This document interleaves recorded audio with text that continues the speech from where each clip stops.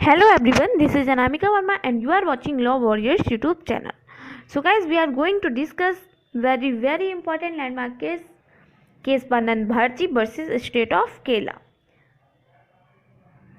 ये हमारी सीरीज़ का हम जो लैंडमार्क केसेस की सीरीज़ थे वो डिस्कस करते हैं और ये उस सीरीज़ का थर्ड पार्ट है। हमने फर्स्ट पार्ट में जो प्रीएमएल के इम्पॉर्टेंट लैंडमार्क केसेस थे उनको डिस्कस किया और सेकेंड पार्ट में हमने जो सिटीजनशिप है जो इंडियन कॉन्स्टिट्यूशन के सेकेंड पार्ट के द्वारा कवर की जाती है उसको डिस्कस किया।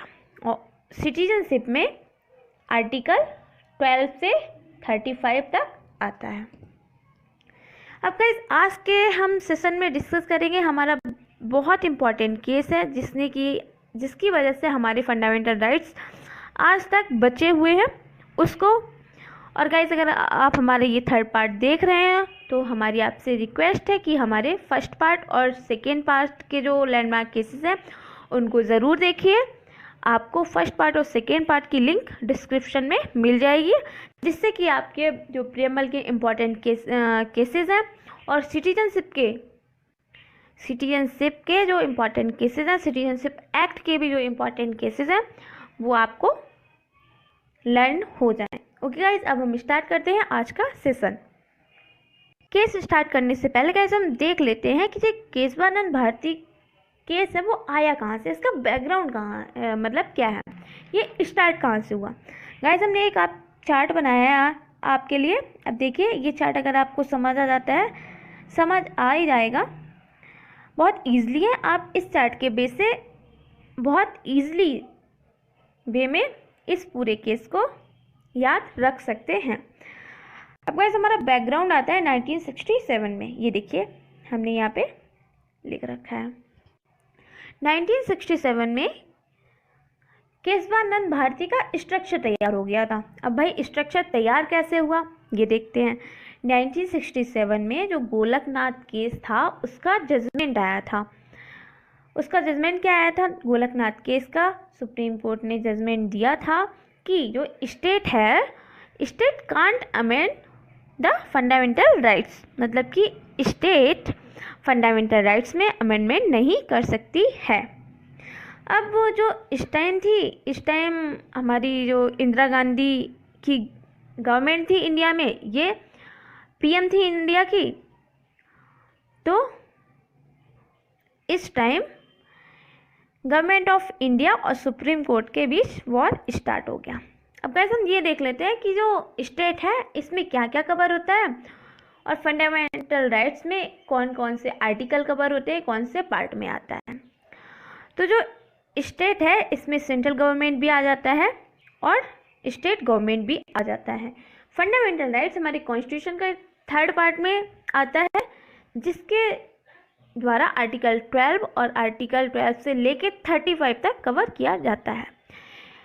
गाइस जो गोलकनाथ केस था उसमें कोर्ट ने आर्टिकल 368 और आर्टिकल 13 के एक्सप्लेनेशन भी दिए थे जजमेंट में। अब गाइस बात यहाँ पे आती है कि जब इंदिरा गांधी गवर्नमेंट थी और सुप्रीम कोर्ट के बीच यहाँ से वॉर स्टार्ट हो जाता है क्योंकि सुप्रीम कोर्ट ने ऑर्डर दे दिया था कि स्टेट मतलब गवर्नमेंट फंडामेंटल राइट्स में अमेंडमेंट नहीं कर सकती है। अब इसके बाद इंदिरा गांधी जो गवर्नमेंट थी वो 3 अमेंडमेंट लेके आई। कौन कौन से अमेंडमेंट, 24, 25, 29। ये देखिए यहाँ पे चार्ट में नीचे लिखा है। जो 24 अमेंडमेंट था वो 1971 में आया था और जो 25 और 29 अमेंडमेंट थे वो 1972 में आए थे। अब हम देख लेते हैं गाइस कि 24th अमेंडमेंट था क्या। अब हम आते हैं 24th अमेंडमेंट में। 24th अमेंडमेंट में गाइस ये था जो स्टेट है जो कि गवर्नमेंट ऑफ इंडिया है वो कॉन्स्टिट्यूशन के किसी भी पार्ट को अमेंडमेंट कर सकती है। इनफैक्ट जो फंडामेंटल राइट्स है कॉन्स्टिट्यूशन को उसको भी अमेंड कर सकती है। ये इंदिरा गांधी गवर्नमेंट अमेंडमेंट लेके आई। ओके गाइस, क्योंकि गोलकनाथ केस में सुप्रीम कोर्ट ने जजमेंट दे दिया था कि स्टेट फंडामेंटल राइट्स में अमेंडमेंट नहीं कर सकती है, तो इन्होंने उसके अगेंस्ट ये अमेंडमेंट ला दिया कि किसी भी पार्ट में अमेंडमेंट कर सकती है। अब देखते हैं कि जो हमारा अमेंडमेंट 25 था उसमें क्या आया। 25 अमेंडमेंट में ये आया कि जो पर्सन है, जो इंडिया का पर्सन है, जो इंडिया का सिटीज़न है, उसकी प्रॉपर्टी गवर्नमेंट के द्वारा एक्वायर की जा सकती है। अब गाइस यहाँ पे जब प्रॉपर्टी वर्ड आया तो इसका एक और कॉन्सेप्ट क्लियर करते हैं हम कि जब इंडियन कॉन्स्टिट्यूशन का जो फर्स्ट अमेंडमेंट आया था 1951 में, उसमें आर्टिकल 31 में राइट टू प्राइवेट प्रॉपर्टी बताया गया है। इसमें कुछ लिमिटेशन लगा दी गई थी। ओके गाइस, अब इस अमेंडमेंट के थ्रू जो 25 अमेंडमेंट था, उसके थ्रू गवर्नमेंट के हाथों में जो प्रॉपर्टी एक्वायर करने की पावर भी आ गई, और जो प्रॉपर्टी एक्वायर करती थी उसकी जो प्राइस डिसाइड की जाती थी वो गवर्नमेंट के द्वारा ही डिसाइड की जाती थी। ओके, अब हम देख लेते हैं ये 29 हमारा जो ये वाला 29 अमेंडमेंट था वो 1972 में आया। उसको 29 अमेंडमेंट में क्या कहता है? 29 अमेंडमेंट में गाइस जो 9th शेड्यूल में केरला लैंड रिफॉर्म एक्ट आया था, मतलब ये गवर्नमेंट के द्वारा ही लाया गया था, उसको 9th शेड्यूल में ऐड कर दिया गया। और ये एक्ट क्या था? ये जो लैंड रिफॉर्म एक्ट था वो क्या था? इस एक्ट में ये था कि इस एक्ट के थ्रू केरला गवर्नमेंट ये चाहती थी कि प्रॉपर्टी को मैनेज करने का भी राइट गवर्नमेंट के पास आ जाए। ओके गाइस, अब आते हैं केशवानंद भारती केस की, मतलब जो केशवानंद भारती जो नेम है वो थे कौन? अब ये जो थे वो केरला के एक मठ था, केरला में मठ था, उसके हेड थे। केरला गवर्नमेंट ने एक लॉ पास कर ही दिया था कि वहाँ के लिए कि प्रॉपर्टी को मैनेज कौन करेगी? गवर्नमेंट। अब चूंकि केशवानंद भारती मठ के हेड थे तो उन्हें प्रॉपर्टी के हेड थे, तो उनकी प्रॉपर्टी गवर्नमेंट के पास चली जाती। और आर्टिकल 26 में ये है कि जो आर्टिकल 26 है, जो हमारा फंडामेंटल राइट्स है, वो पावर ये देता है कि किसी भी रिलीजियस प्रॉपर्टी को, ट्रस्ट को इंडियन सिटीजन मैनेज कर सकते हैं।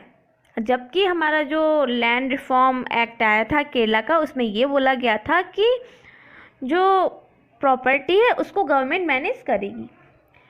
अब 26 का फॉर एग्जांपल देख लेते हैं कि अपन नॉर्मल वे में देख लेते हैं कि मंदिर के जो मैनेजमेंट के लिए अलग अलग ट्रस्ट होते हैं जिनके द्वारा टेंपल को, मंदिर को मैनेज किया जाता है।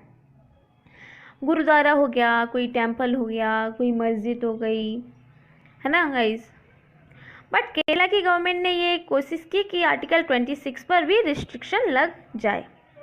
अब आते हैं कि केशवानंद भारती केस है, उस केस को हैंडल किसने किया? वो एडवोकेट, वो कौन थे? मतलब एडवोकेट कौन थे? ये थे नाना भाई पालकीवाला। ये इन्होंने बहुत मेन कैरेक्टर प्ले किया इस केस में, क्योंकि ये एडवोकेट थे।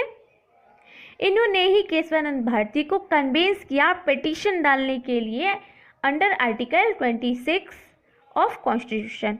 अब 26 आर्टिकल हम आपको बता चुके हैं। ओके गाइस, अब हम आते हैं कि इन्होंने,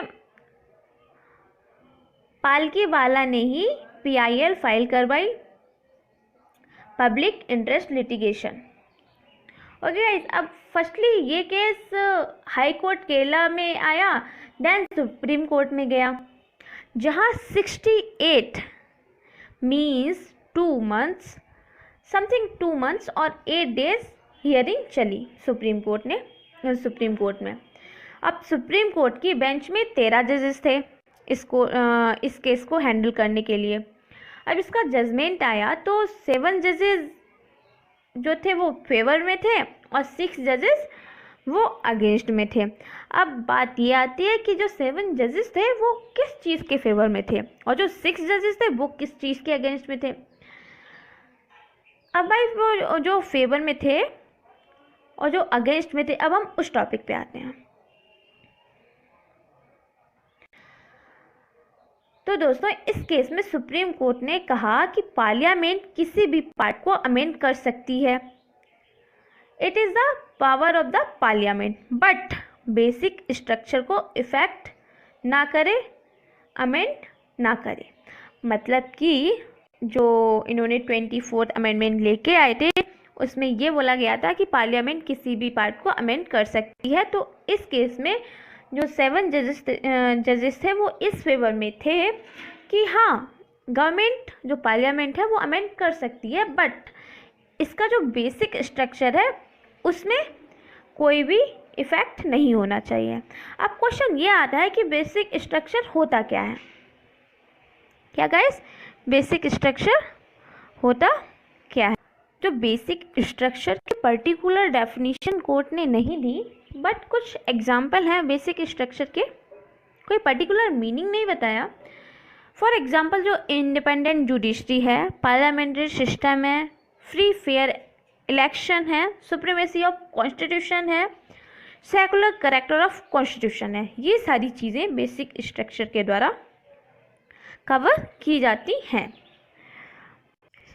अब ये जो जजमेंट आया था केशवानंद भारती केस का, उससे इंडियन सिटीजन्स को बहुत प्रॉफिट हुआ। अब आप कहेंगे प्रॉफिट कैसे हुआ? अब हम आपके इस क्वेश्चन का भी आंसर देते हैं। हमारे पास जो फंडामेंटल राइट्स हैं वो इस केस की वजह से ही आज हमारे पास हैं। फंडामेंटल राइट्स जैसे कि right to speak, expression, right to personal liberty, right to equality, right to food, जो कि part third of the constitution के द्वारा कवर किए जाते हैं। ये सारे फंडामेंटल राइट्स हमसे गवर्नमेंट नहीं ले सकती है एट प्रेजेंट टाइम। अब आप सोच रहे होंगे कि इस केस का एंड हो गया। नहीं, आप गलत सोच रहे हैं। इस केस की कहानी और आगे तक चली है।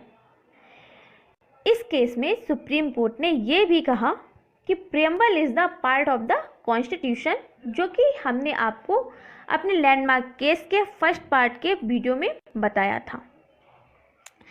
ये मैंने चार्ट में भी आपको दिखाया है, देखिए, preamble is a part of the constitution.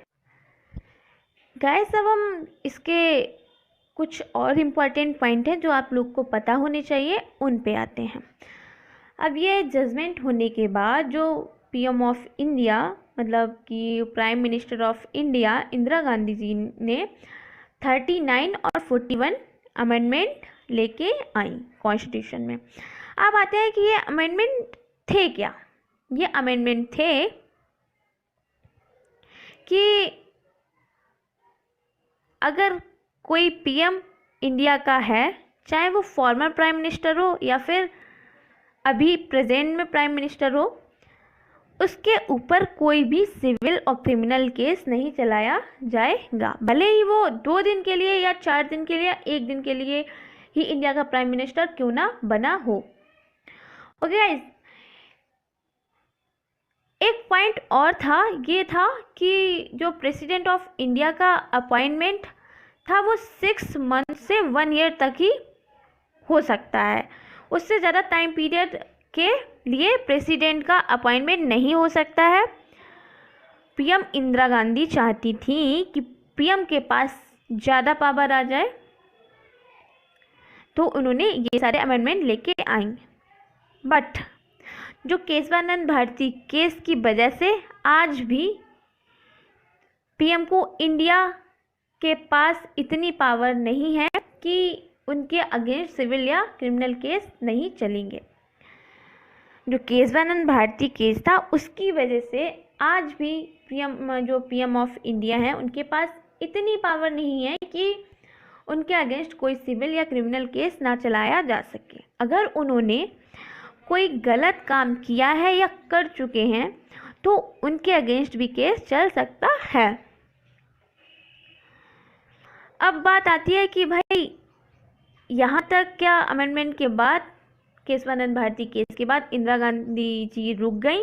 नहीं, इंदिरा गांधी जी अभी भी नहीं रुकी। 1975 में एक जस्टिस थे, देखिए ये मैंने चार्ट में भी आपको दे रखा है। 1975 में एक जस्टिस थे रॉय। अब ये जस्टिस कौन थे? ये जस्टिस उन 6 जो जज थे उनमें से एक थे जो केशवानंद भारती केस के अगेंस्ट में थे। हमने आपको पहले अभी थोड़ी देर पहले ही बताया कि 7 जजेस फेवर में थे और 6 जजेस फेवर में नहीं थे। तो ये जो जस्टिस रॉय थे वो उन 6 जजेस में एक थे। 1975 में इंदिरा गांधी ने क्या किया, नया जो जस्टिस रॉय थे उनको CJI बना दिया, चीफ जस्टिस ऑफ इंडिया बना दिया। अब भाई जब जस्टिस रॉय जो कि इंदिरा गांधी गवर्नमेंट के फेवर में थे, अब वो चीफ जस्टिस ऑफ इंडिया बन गए, तो इन्होंने क्या किया, इन्होंने केशवानंद भारती केस को दोबारा से ओपन कर दिया और फिर इस केस को दोबारा से सुनवाई करने की कोशिश की गई। बट जो पहले ही इस केस के एडवोकेट थे नाना भाई पालकीवाला, उन्होंने इस केस को कन्विंस किया, उन्होंने इस केस को दोबारा से हैंडल किया और केस पर फिर से हियरिंग की और इन्होंने कोर्ट को कन्विंस करते हुए कहा कि इस केस पे दोबारा से हियरिंग नहीं हो सकती है क्योंकि किसी ने भी इस केस के लिए रिव्यू पिटीशन फाइल नहीं की है। तो जो सुप्रीम कोर्ट था और जो सुप्रीम कोर्ट का जो पहले का जजमेंट था वो वैलिड था और वो वैलिड माना जाए, इन्होंने ऐसी रिक्वेस्ट की सुप्रीम कोर्ट ऑफ इंडिया से। सुप्रीम कोर्ट ऑफ इंडिया ने इनकी रिक्वेस्ट मान ली और वो जजमेंट पहले वाला ही वैलिड रहा।